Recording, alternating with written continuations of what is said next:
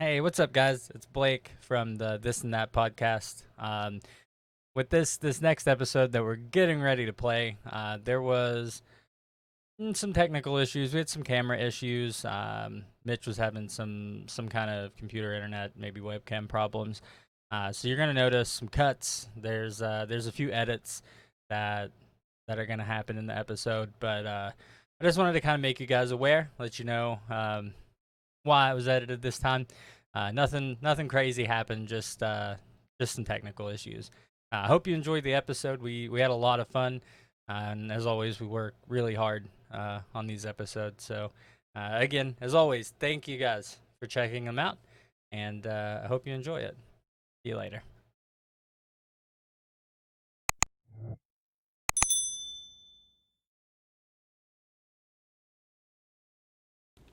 This episode of This and That with Mitch and Matt is brought to you by Bypass Pawn of Moorhead, Kentucky. Bypass Pawn was voted #1 pawn shop and gun store in the region. The good folks at Bypass Pawn have all your firearm, ammo, jewelry, tools, and electronic needs covered. So come on over and check out Bypass Pawn and tell them Mitch and Matt sent you down. What's up, world? You guys are tuned in to episode 13. So This and That with Mitch and Matt. As it always is, I'm Mitch. I'm Matt. I'm Blake.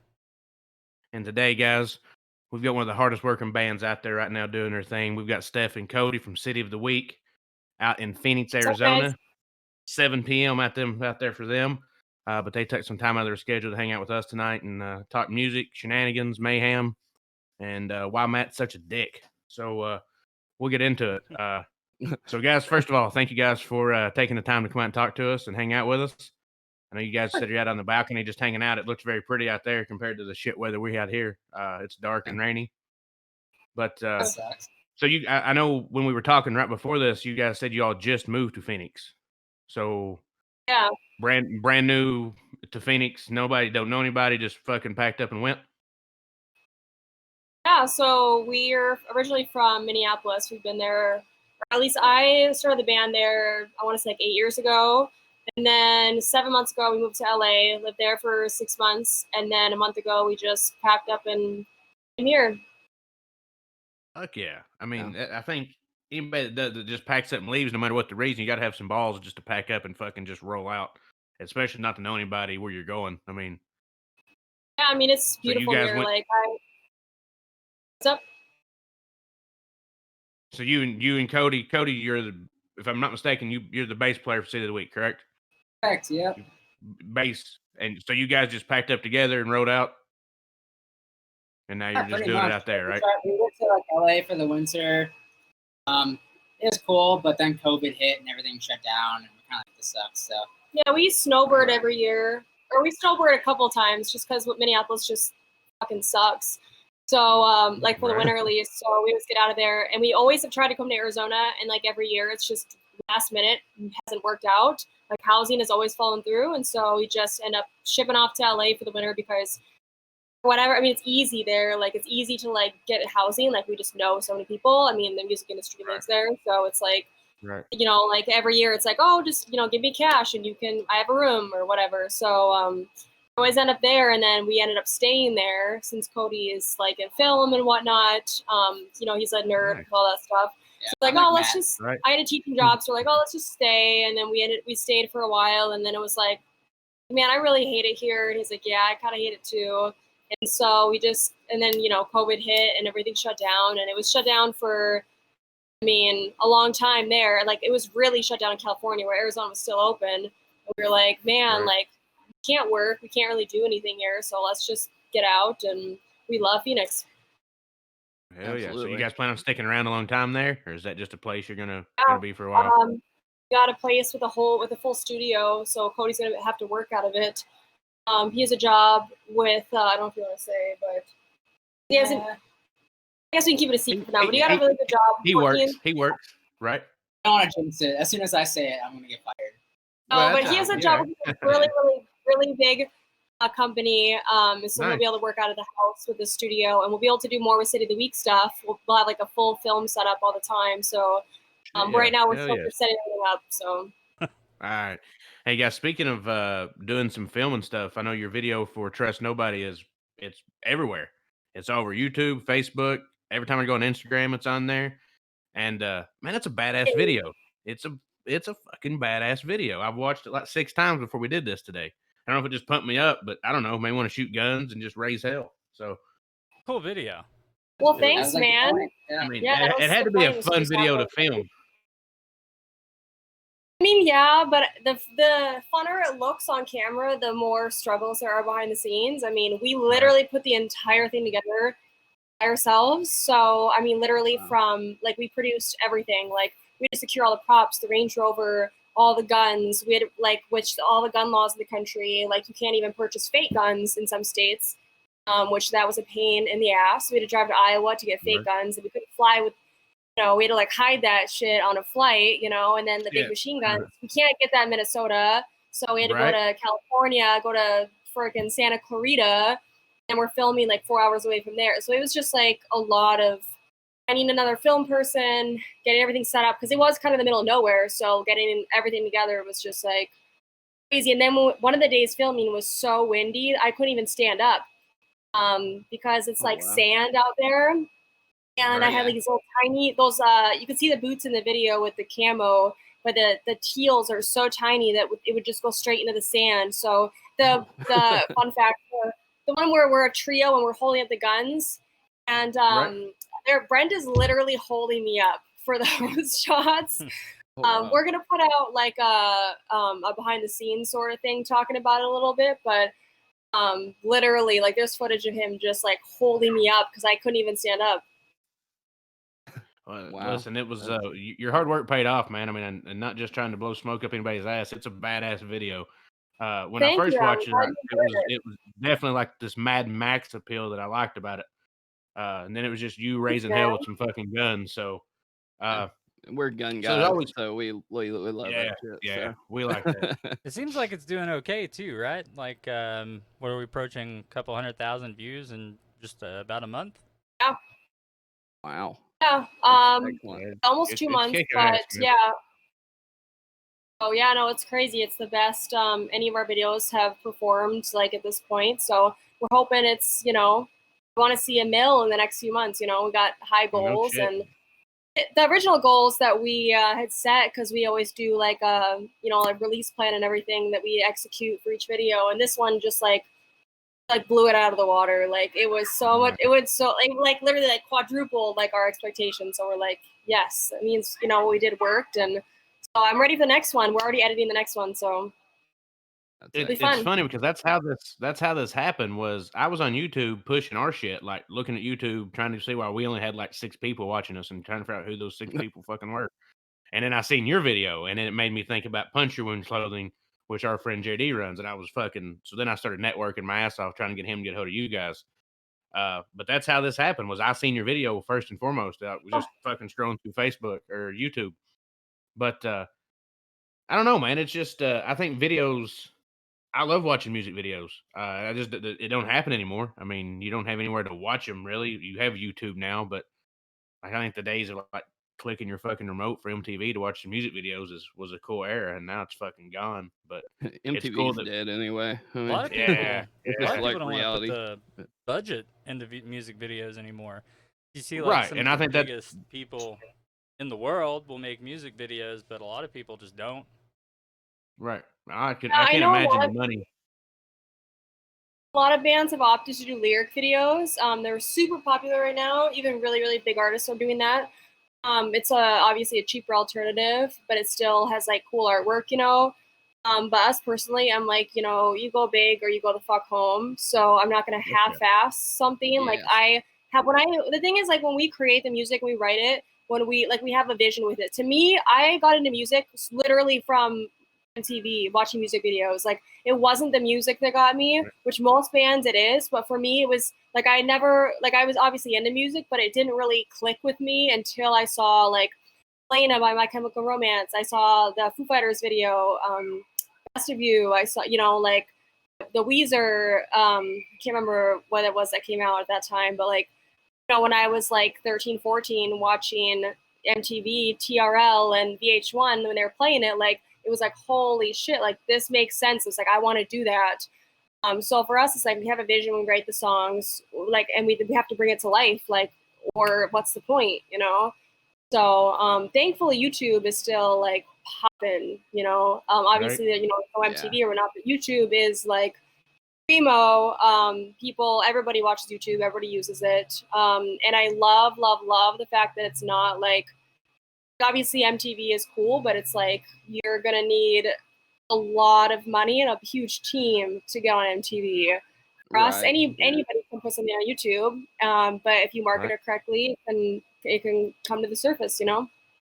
People on YouTube right now are making more money than probably most industries. You've got like YouTube and Twitch, just most content creation in general. Like you've got especially streamers like Ninja and Shroud with Mixer just shut down, and they were in $10 million and $30 million contracts, and Mixer shut down. They had to get bought out, so they ended up getting that money for like 6 months instead of a 3-year deal.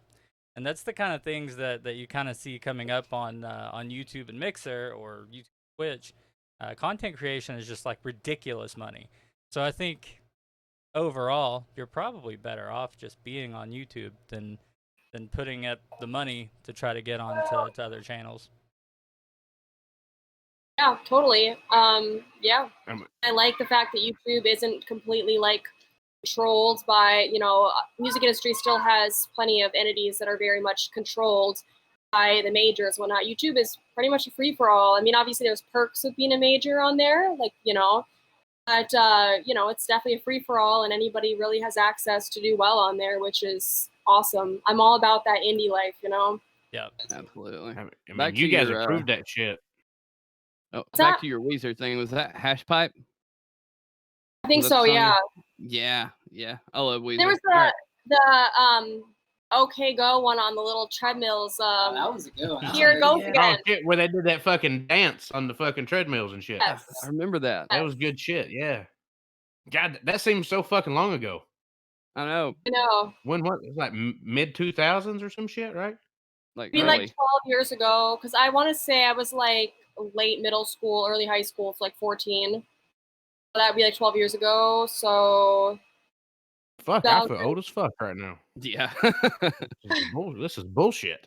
But what I was gonna say is like YouTube has done you guys well. I mean, you guys went out and like you said, 2 months and have just fucking romped it, man. I mean, and I seen your fan base as far as like YouTube or Facebook and Instagram. You've got tens of thousands of followers. You got 14,000 followers on Instagram or some shit. I mean, all from just like social media. I mean, not all. I know you guys work your ass off. The list of who you've toured with and who you've played with is fucking endless. I mean, I've seen some names on your list. I did my research, man, and took some notes and shit and seen who all you played with, and it was insane the amount of people you guys have worked your fucking dicks off for fucking like 4 years now to fucking do what you're doing.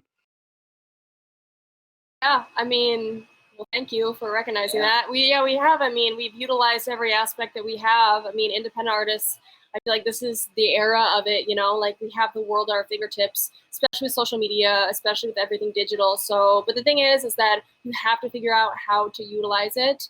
I've actually I just got certified last month in like social media marketing, which that's been a huge help.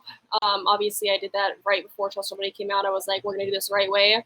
And that helped a lot. And just knowing how to really make things look good, how to catch people's eye. Like we literally got one of our biggest tours that we've done. We got solely because our social media looked good.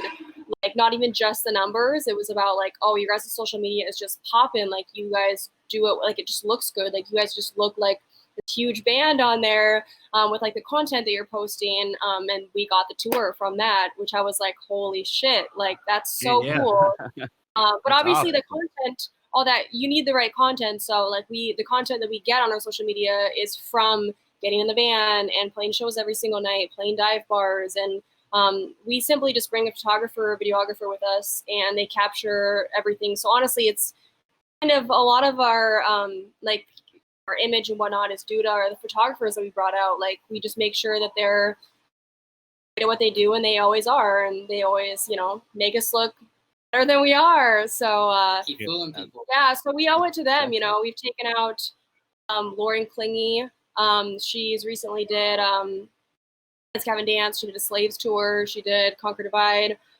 She's been out on lots of big the Nutcracker Ballet tour. Glam Time Media. Jordan Lindley. He's phenomenal. We took out Kurt Kryzak. He does like Pop Evil, Static X, Dope. Oh no, I'm a big Pop Evil fan. I like Pop Evil. I remember Static Took out Joshua West as well. J-Bob Productions. So we owe it to them, honestly. Now, this is kind of an off-topic question, but with photography, especially in shows, because I have done photography for a long time, and when I shoot bands like at arenas in this area, and in most that I've heard of, you're only allowed to shoot for like the first 3 songs. Is that still a thing in most venues, or is it a thing in most venues out there? Well, like on tours and whatnot, we'll play the smaller venues, which I mean, it's kind of free reign. And if they have like a press or media person that they have us contact, I'm like, hey, it's usually up to the band. It's 100% of the time up to the band usually. So I've never been to a festival where it's not up to the band, where we always are like, let them do whatever they want. Even if they're not in our camp, I'm like, at media, press, free range. Even if they don't get approved ahead of time, I'm like, I always go to the venue and I'm like, just let them. I know for like when we played Chicago Open Air, like Northern Invasion, Rockfest, the main stage, and we bring our own, we always get them cleared, obviously ahead of time for the full set. And we always like press like in our contract or just with production, we're like, hey, let media stay as long as they want. Right. I think it's just the big acts are the ones that don't allow it because they just don't want flashes in their face the whole night. It's one of those things. I think just because like everybody does it, everybody kind of plays by the same rules, and I think that's what it is. Everybody just kind of follows suit. Then it sounds like. Yep. Or I mean, otherwise, I feel like if you were a big act, you might just be playing. Like your whole front pit is just gonna be photographers all the time, whereas they might want to interact with the fans a little bit more. But obviously, we don't have like 30 photographers in front of us every night. We have like 3 or 4, or I mean, one our camp, and then a couple of press people. So it's really not a big deal for us. But I mean, bigger bands, I totally understand. Yeah, I think it originally started because they didn't want pictures being taken of them. Like once they got all hot and sweaty and everything, like they had all their advertising done and they looked all perfect and everything, and they didn't want all these like photos getting out of them not looking perfect. I know there's some artists that you have to sign a contract. Like I know last time Kesha came through Minneapolis like years ago, like photographers had to sign like their photos away and they have to like turn them in, like they're not allowed to post anything. There's a lot of bands out there like that actually where you can't just photograph and post them, like you can actually get fined for that. But I feel like that's like bigger. But I feel like in rock and roll the rules are probably a little different because most rock artists are a lot not about looking perfect 24/7. It's a lot of like the pop artists are, Yeah. I don't know. So that's the thing that I was talking to my girlfriend about, and what's it like to be, so most, 80%, 75% of bands are fronted by men. So what's it like to be, you're in a not just a rock band, but you're in a successful hard rock band as a female. Do you get a lot of slack from that on the road from like other bands that think that, that look down on you for being a female leading a band, or is that kind of something that's just old school and past now? I mean, I get shit for it, in various capacities, whereas, sometimes people don't, they think like if they don't know our band, they'll be like, oh, you're the merch girl. They'll like kind of assume, but like I don't really, the merch girl. really care as long as you're not an asshole. Right. I don't know. I mean, people definitely like compare you a lot to other female fronted artists, even though we're nothing alike. Which is kind of weird, but okay. I don't know. I guess we haven't been on the road for a little bit because it was freaking quarantine. So I mean, yeah, I'm always gonna get shit from it. Even like comments, the YouTube comments in our video, like people are like, oh, like she's so full of herself. This video's all about her. Blah blah. It's like, well, you know, I sing for the band, so there's gonna be more of me in the video. Like, kind of the same, right? But like if there's so many, like think of like bands with male fronted singers, like they're generally like the one acting in the video, or they're kind of like the focus of it. No, always is, I think. I mean, yeah. I mean, they're the focus, or there's a storyline. If they don't use actors, it's the singer, blah blah. So it's like our videos are very intricate. There's usually a storyline or whatnot. So of course I am always playing that role because I mean I'm the one singing. It's my words. We create the music together, but I mean it's my words. It's my story. So it's like, yeah, I'm gonna kind of be front and center. But this last video especially, I got a lot of shit for it. But it's like some people were like, she's a bitch, like you just look like such a bitch, and a lot of people are assuming that I'm rich, like what a rich bitch. I'm like, dude, because you know the Range Rover and the guns and stuff, and it's like, dude, I literally maxed out my entire credit card and drained my entire bank account to get that Range Rover and make this video happen. Like I came back to Minneapolis with like negative 6,000, like I had nothing just to make that video happen. It's like, dude, I'm not rich, like it's entertainment, it's fun, like. I don't know. People always make assumptions, and they're always harder on you. They're always a lot harder on you. Like you have to be like, oh, good. You have to be perfect, or you know, you're not good. Or I mean, but whatever. I honestly don't listen. I brush it off. I don't care. Like I do me. And if you don't fucking like it, like I don't fucking care. Like I'm past that. I think that's the only way to be, man. That's the only way to be. And that was a question I wanted to ask was how hard is it to blow that bullshit off? Because even doing this little shitty podcast that we do, like. I get messages all the time on Facebook talking about how much we suck, and I'm especially from. Where are they? I haven't seen those. Where are those? Where are these motherfuckers? Sometimes it is tough. I mean, the thing is, I get enough like in my day-to-day life too. Like just being a girl, like I'm one of those girls that other girls like always have like beef with me, like at job, like you know I'm a bartender too on the side. Like girls at my job always have beef with me for this or that, or like there's always people just kind of like who always want to have a problem with you. It's always like one or two wherever you go, and it's just kind of like I've had like it's which I'm nice. Like I come across as like kind of rude and whatever, but like I actually like care like what the people around me think, and I want to have relationships with the people who I see every day, especially like at jobs and whatnot. So it really bothers me when people like that you have to work with, or people like I don't know, that you see all the time like try and have beef with you. Like that shit hurts, and like after years and years of having to deal with that, like it's like, you know, shit, who cares? The only time now though that it gets to me is when I like going on the YouTube comments. Sometimes YouTube comments are literally like the freaking swamp of comments out there, and especially when you're like running ads and new people are seeing it all the time. I know that's always a good thing when you're getting hate on there, because it means you're being exposed to new people that aren't just your fans. Man, like there was some really brutal comments on this new video that I sit and scroll through them, you know, as they're coming in, and I usually every day I go on there and it's like they're funny, you know, but like sometimes it's like, man, there's people really coming for me this time, like really coming at me. And I was like vocally, they were just really, really harsh, because they were like, well, she doesn't scream, she sucks. She doesn't scream, like her voice sucks. Like really, when it's like,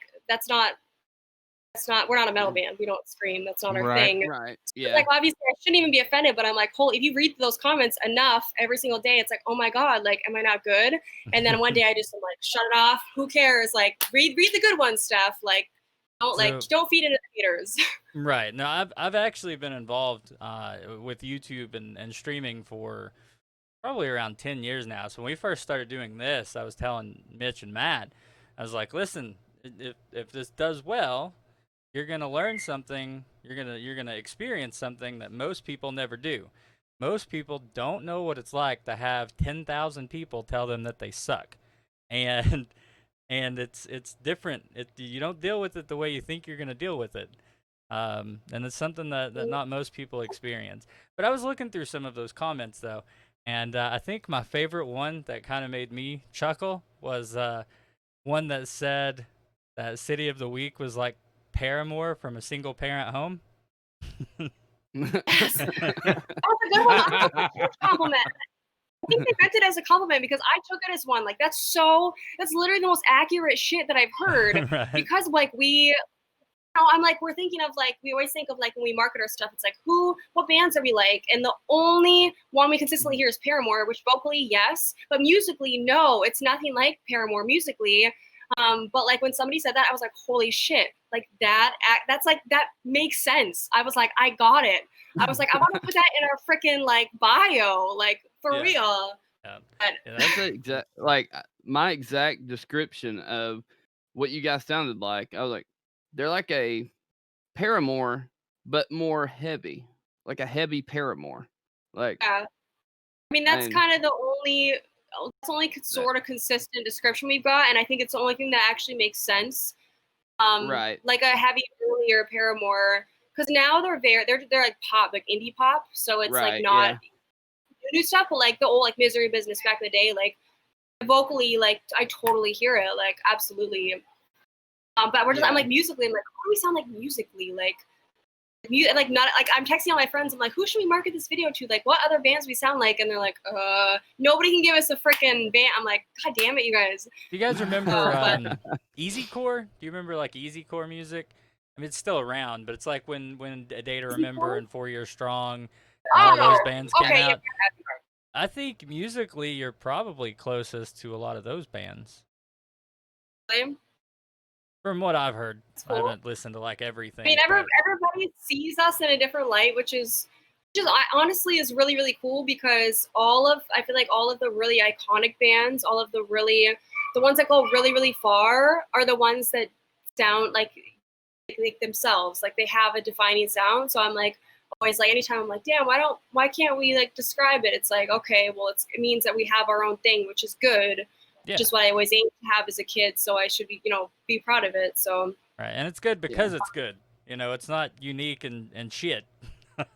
It's unique and it sounds good, which matters. Yeah. It reminded me a lot of Silverstein for some reason. Really?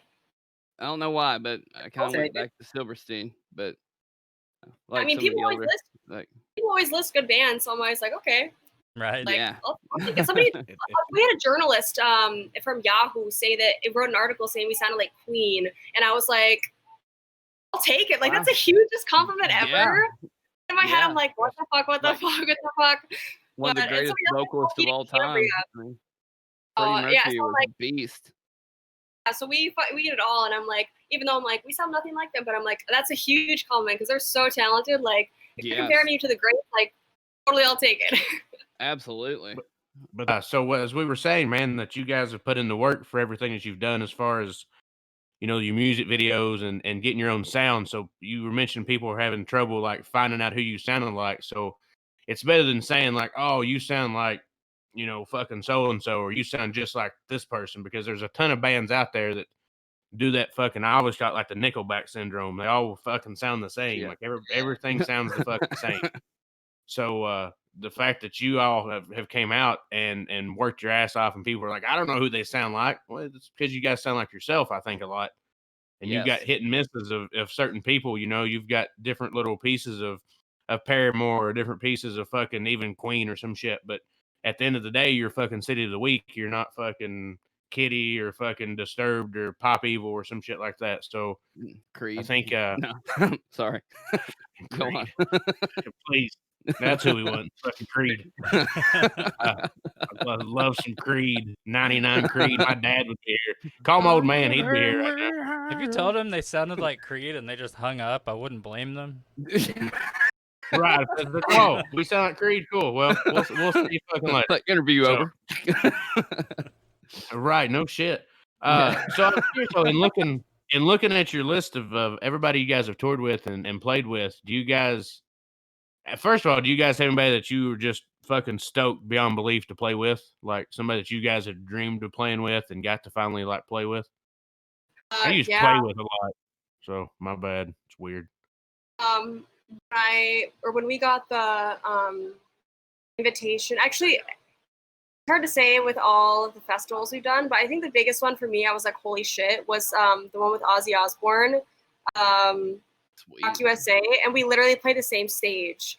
It wasn't just a side stage; it was literally like his shit was like behind us. Like, nice. I mean, it was awesome. Like us. There was like Reckless, and like Hell Yeah, Volbeat, and Ozzy, like all their shit's like actually behind us as we're playing. I was like, this is crazy. Like literally, you can see Ozzy's production trailer was like kitty corner to our trailer, and I was like, this is fucking wild. I remember being like 10 years old and seeing Ozzy on E. On his show, and I came out to my mom, which I'm from like rural Montana.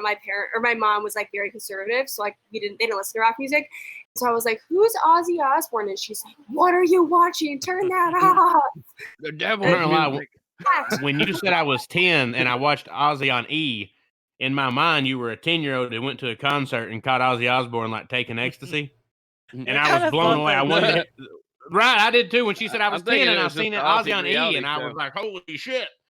Like, I just pictured Ozzy Osbourne on E and why he was with a 10-year-old girl, and it fucking freaked me out. I didn't know what the fuck was happening.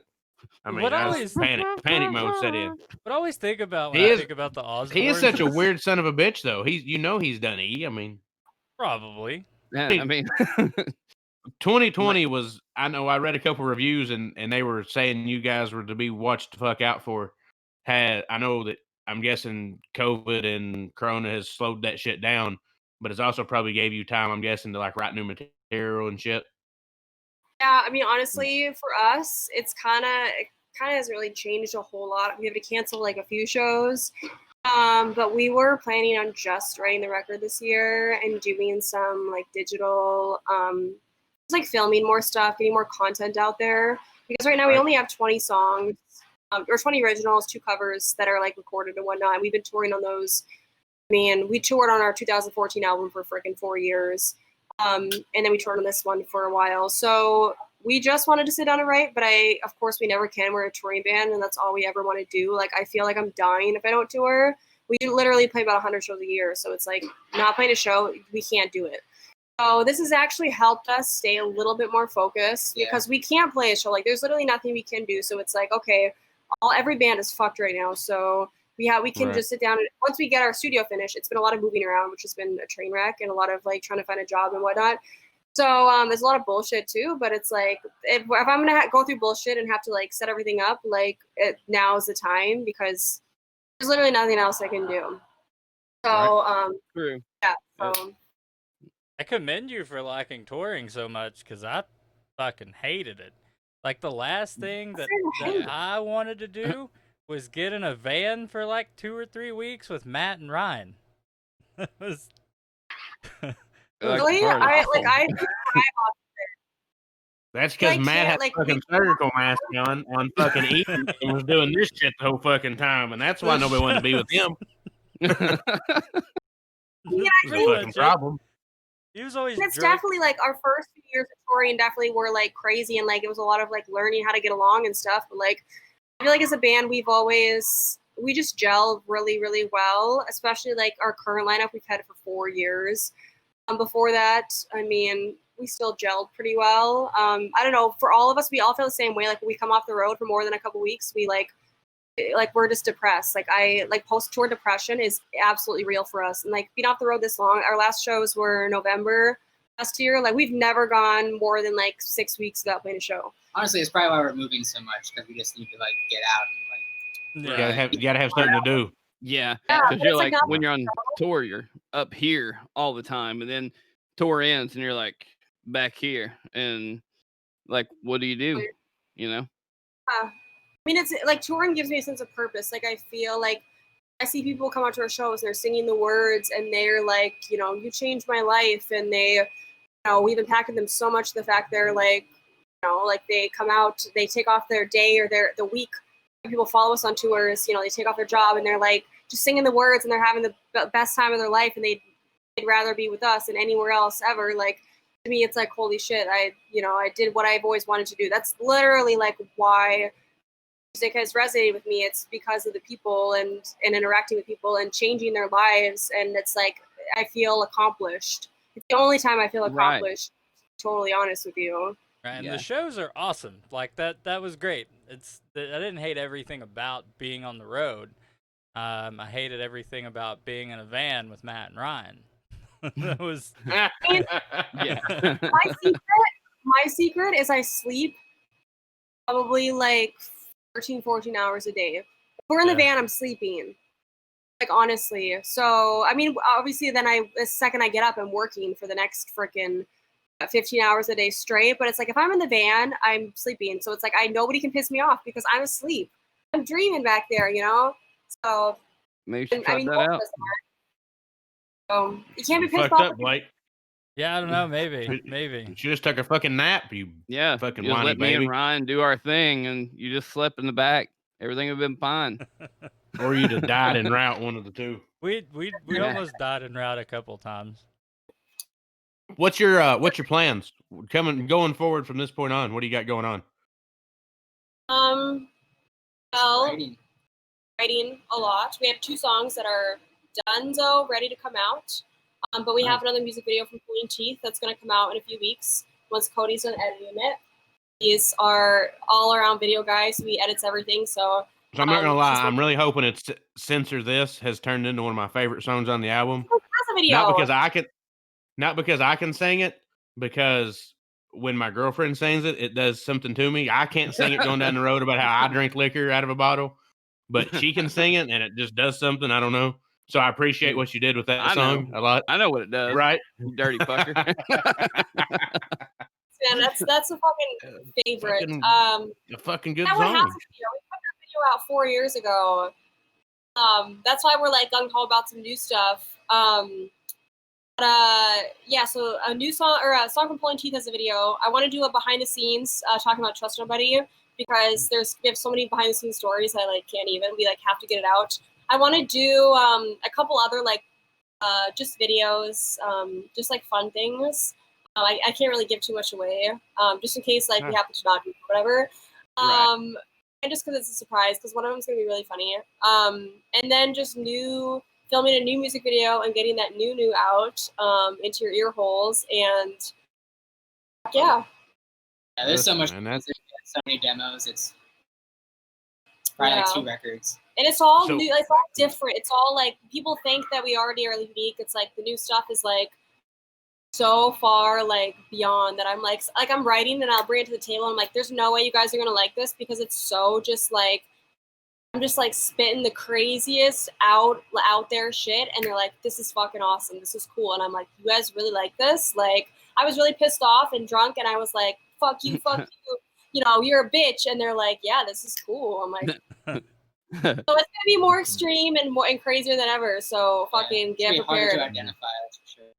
My best ideas came when I'm shit faced drunk too, so it's okay. Yeah, I mean, I just like when I'm writing, it's like it's like word vomit, and then I like sit down once they send me tracks, like musical ideas, and I'll kind of like put those words into melodies, make them fit to whatever tracks they send me. And there's some really fucking like out there like mean ones, like rapping and like sort of like yelling, and it's like all over the place. So I'm really curious to what people are gonna think of it. I'm interested to hear that. When you so said far, rapping and just throwing stuff out of nowhere, I kind of went to right to Falling in Reverse, kind of like how they just like rap and just like completely throw you way off topic. Is it something similar?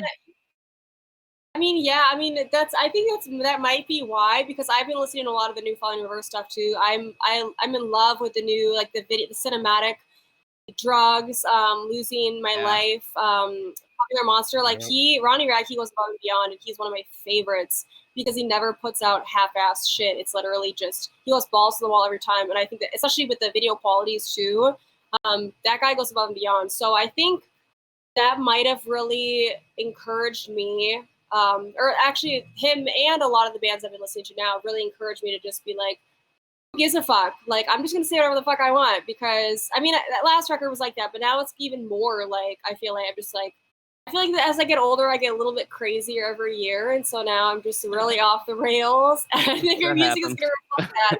And you know what? I think more people are gonna relate to it than you think. You know, Absolutely. we're all a little fucking crazy. That song, or that Losing My Life. Whenever I was listening to it, I was like, man, this is just—it's kind of like telling you a story. But at the same time, it's a song. Like, you can actually see what's happening. I mean, it kind of blew my mind. I really like that song. Really? Yeah. I'm like You super drunk right now. I don't know what's Listen happening. at him. Wow, man. Wow. Listen, fuck. So Sorry. so new go on. music, new We can cut videos. that. New music, new videos. You guys work full-time fucking jobs, I'm assuming, or at least work in some capacity on top of all the shit you're doing for the band, right? So you guys I mean, aren't just out making money like off the music. You guys are actually having to fucking clock in and out and do shit on the side too. yeah, I mean, I'm a music teacher and a vocal coach. And then also, I bartended the last few years. But I mean, we quit our jobs obviously last December to move to LA. And then, I mean, since we went to LA, I mean, it's been a struggle as far as working. I mean, I was a teacher in LA like a couple days a week, but I mean, we never really secured employment there because we were gone a lot too. So now we're like in a new place, and it's all COVID, so we're really back at School Rock here in Phoenix, so that's cool. But we're trying to build up those jobs again too. So I mean, we're all struggling. The whole world is struggling right now. So I mean, I don't even feel bad Everybody's about fucked up. I'm like, we're all fucked, you know. Like, I literally quit my job a few months before COVID hit, and then of course all my friends with the really high unemployment that's right now, they all got to sit home, make $1,000 a week, and I'm like, I fucking quit my job a couple months too early. Like, fuck, like I couldn't even file for unemployment. I wasn't even employed, Right. so I'm like, fuck, and then we just had to, That would like, fuck shit up, man.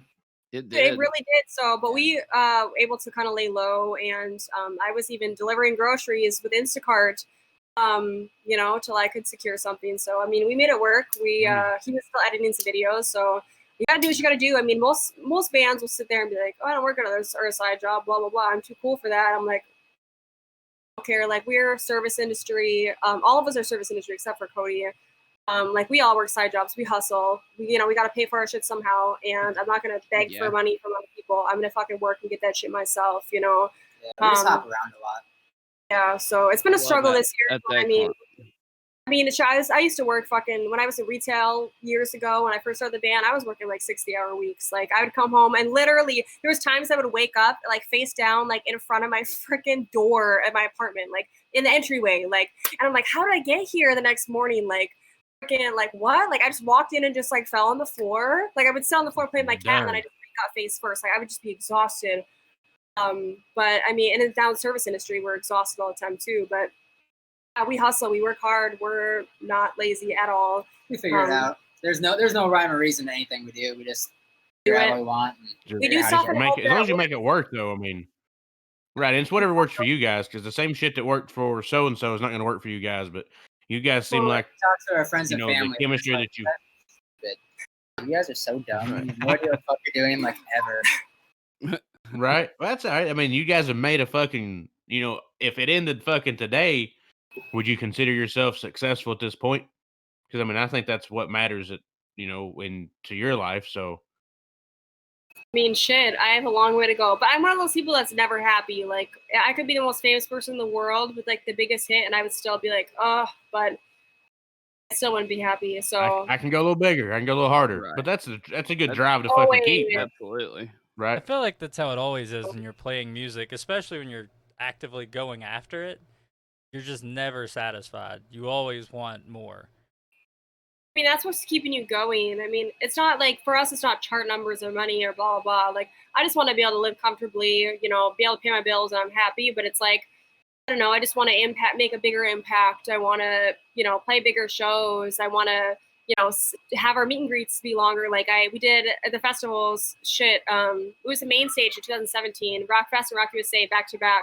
Our meet and greets each day were 3.5 hours. I was like, I vowed to meet every single person here that wants to meet us. And I was thinking, it'll be like a 30-minute thing. Fucking people waited in line for 3.5 hours to come meet us. And I was like, shook.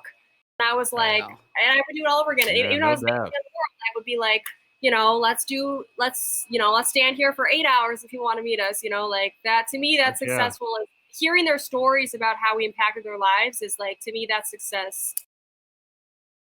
Absolutely. That's real. So, Cody, did you have a hand in editing? I know you said you did the video. It was mostly you guys doing it, but is that something you guys did like yourself? Is that something you had a hand in, like producing and editing? I think I did that one. I've done every video since like 2015. So I do like all the editing, all the coloring, and then usually I hire like a person or two to help film me because I got to be in the fucking video. Right. Absolutely. Yeah. It's pretty good DIY. Like it looks pretty good and everything, but it's usually just band members and then one or two other people. Like it's not like a big Hollywood production or anything crazy. It's just us just hanging out and figuring it out. Nice. Well, that So Trust it kind of Nobody happens video, in house though. So it looks good. Yeah, definitely.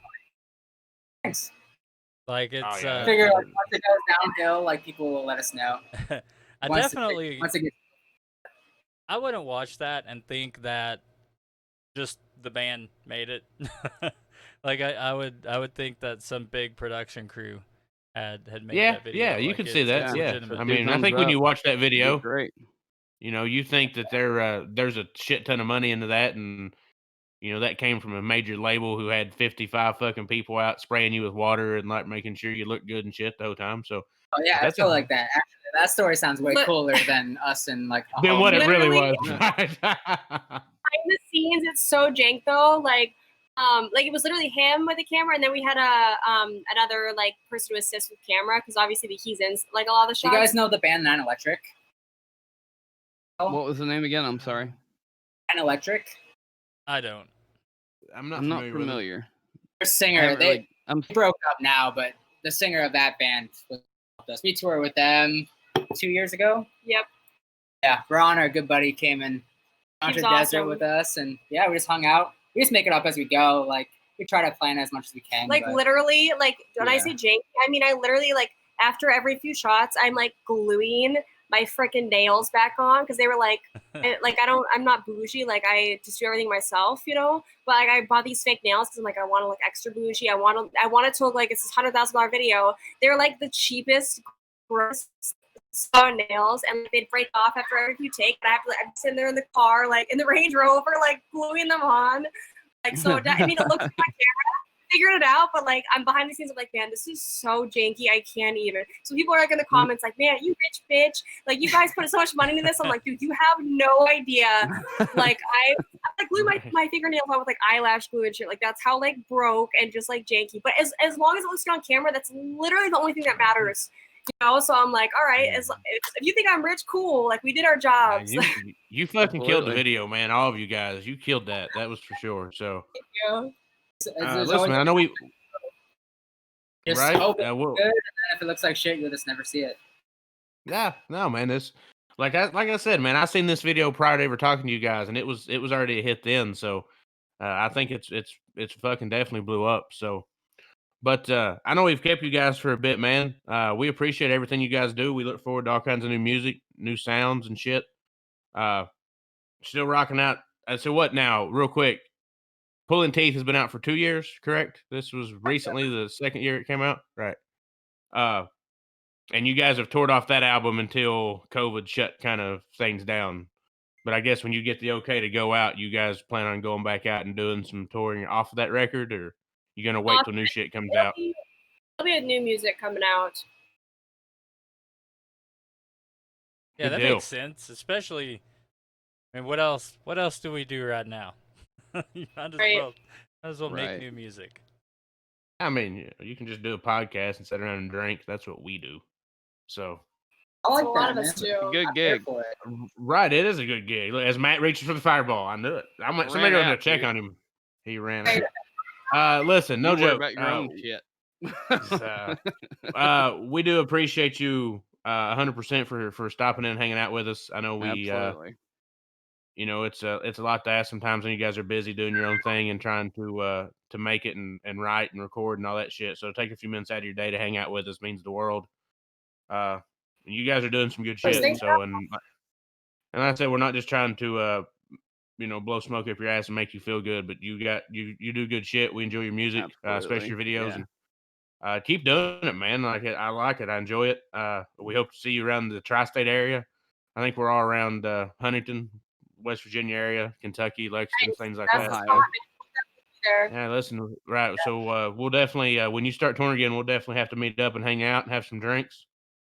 So what First. made you But guys? anything we- Oh, sorry. What made you guys decide to cover the Incubus song? Pardon me. Well, we do like some cover sets for some shows, like regionally. Put together a cover set because a band, like a bar, will want 3 hours of music. And so as we were like putting covers together, we're like, you just kind of thought to do it, I guess. And then we were like, oh, I guess we should record it. It sounds cool. So it just kind of like happened. Like it wasn't like an intentional thing. Yeah, every cover you put out is kind of like that. Like just jamming in the room, and it's like, oh, this is kind of sick. And if people like it, it's like, oh, go record it. Why not? That was a great idea. I like that. It was pretty neat. I was listening to it on the way to work today. I was like, man, I heard this before. And I like looked at my phone on Amazon Music. I'm like, pardon me. Yeah, they covered Incubus. This kick ass. I think I had initially looked you guys up back when I think you first started working with JD and Puncture Wounds. It was a video from like 6 years ago, and I actually hadn't thought about it until Mitch told me that we were doing this, and then I looked up the new video. I was like, hey, I know these guys. But no, I like the music. I'll definitely check out the new stuff. Hopefully we can make it out to something when you guys get out here. Absolutely. Thanks, man. Yeah, I hope to see you guys. You definitely will, man. And I think we appreciate the shit out of you guys for stopping in and hanging out. I'm going to go make my girlfriend sing some Censor This to me and take a nap. So, hey, we appreciate it, guys. Hope everything's good out there. If you need anything, always let us know. As always, we appreciate everybody else, I think, that was around and watching us and hanging out. You can always find us on YouTube, find us on Apple Podcast, Google Podcast, all those major podcast platforms. Matt, anything to add? No, just thank you for coming on the show. I enjoy the music, and you guys keep doing what you're doing. It seems to be working out well for you. Thank you guys. Thanks for having us. We're honored to be on with you rad dudes. Yeah. Rad dudes. That makes me feel like I sound like I was like 45 years old. That made me sound so fucking drunk, old. But Rad dudes. Phoenix. I feel like you just talked to your fucking great uncle who came in once a year, like with a fucking, and brought you a surfboard for Christmas. And you're like, he's such a rad fucking dude. That's what I feel like. Right. That shit. All right, guys. Y'all have a good night. Thank you guys for stopping in. Let's do it again sometime. Get your shit done. New videos, new music. Let's do it again and talk about it. Absolutely. Thanks, man. Absolutely. See you guys.